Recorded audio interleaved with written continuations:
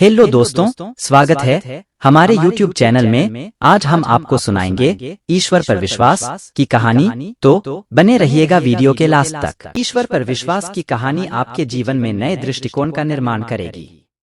जो होता है वो अच्छे के लिए होता है, यह आपने सुना होगा। आपने सुना है तो सही सुना है।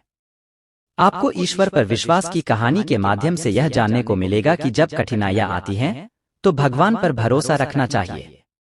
ईश्वर पर विश्वास की कहानी। एक व्यापारी आदमी ने अपनी अवकाश के दिनों का आनंद उठाने के लिए एक नाव बनवाई।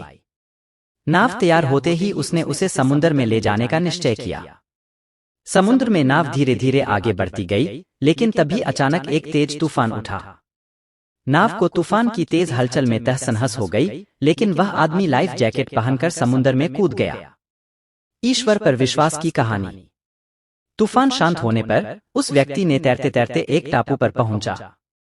हालांकि वहां किसी भी व्यक्ति की कोई स्पर्शशील चिन्ह नहीं था। टापू के चारों ओर समुद्र के अलावा कुछ भी दिखाई नहीं दे रहा था। उस व्यक्ति ने सोचा कि जब मैंने अपने पूरे जीवन में किसी का बुरा नहीं किया है, इसलिए मेरे साथ भी बुरा नहीं हो सकता।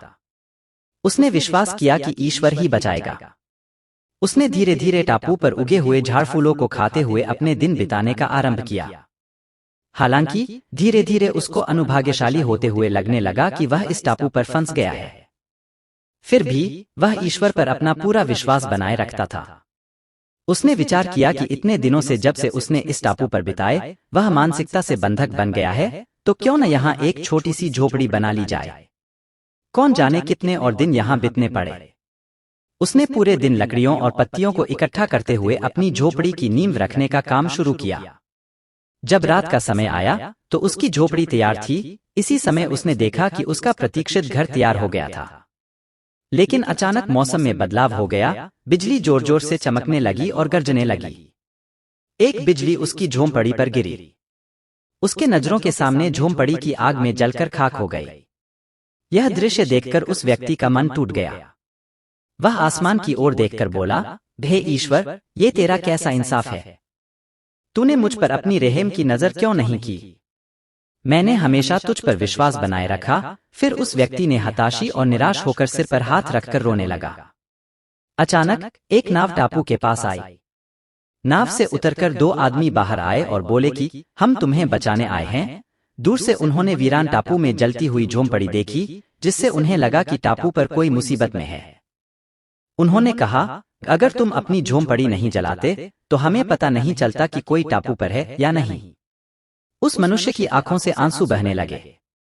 उसने ईश्वर से क्षमा मांगी और बोला, हे ईश्वर, मुझे क्या पता था कि तुमने मेरी झोंपड़ी को जलाकर मुझे बचाने की योजना बनाई थी। अब मुझे यकीन हो गया है कि आप अपने भक्त का सदा ध्यान रखते हैं।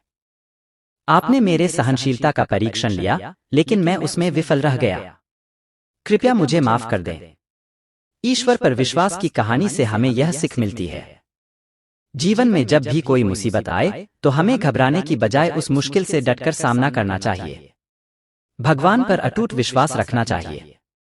जिस व्यक्ति का ईश्वर पर विश्वास होता है, वह हर परेशानी का सामना दृढ़ता से करता है।